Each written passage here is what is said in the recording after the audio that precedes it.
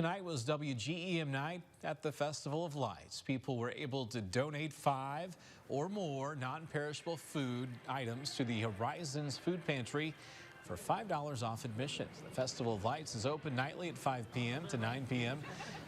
That's going through New Year's Eve. There are also more than 1,000 displays at Moorman Wavering Park on North 36th in Quincy.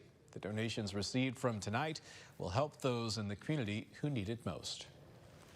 Now some of our biggest needs are meat, pasta, cereals, canned fruits, anything like that with the growing need in our community. And the goal was to collect 2,000 pounds of food. The staff says they will most likely know by tomorrow if they reach that goal. And with donations from events like this, the food pantry was able to serve about 30,000 people last year.